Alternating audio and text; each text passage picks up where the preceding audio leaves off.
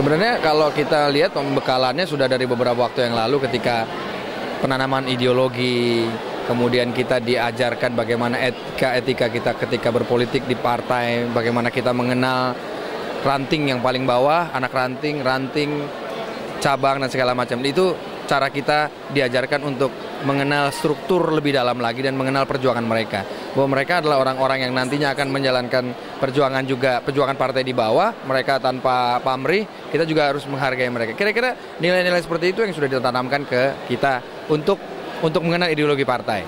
Ya, sementara fungsi legislasi sendiri sudah mulai diberikan melalui pembekalan-pembekalan, ya kan? Bagaimana legal drafting, apa yang harus dikerjakan nanti. Nah, itu sudah ada dilakukan melalui pembekalan dan kita cari tahu juga, ya kan? Melalui teman-teman yang sudah berkali-kali duduk ya, pengalamannya apa sih? Kita gali juga. Kalau kunjungan ke luar negeri kita akan lihat seperti apa, ya kan? Saya nggak mau berpolemik mengenai ikut-ikutan untuk menolak kalau memang ternyata dibutuhkan. Saya rasa berpergian ke luar negeri itu ada yang harus dilakukan kalau menurut saya. Tapi kita juga sebagai anggota legislatif yang punya satu suara bisa menyatakan idealisme kita kalau ternyata nggak setuju. Nah itu juga kita harus berani menyatakan sikap bahwa saya tidak setuju, saya nggak berangkat. Nah kan gitu. Karena menurut saya ini buang-buang uang percuma saja, tidak efektif, saya tidak ikut berangkat. Bisa. Dan itu saya sudah canangkan dalam hati saya.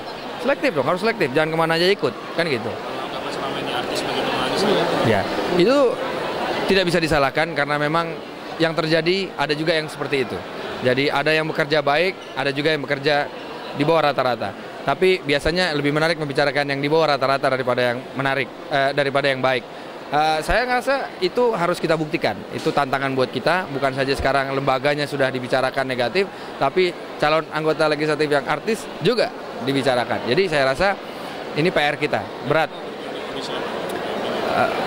Ada 2 komisi yang mungkin akan saya ajukan sebagai pilihan kepada fraksi.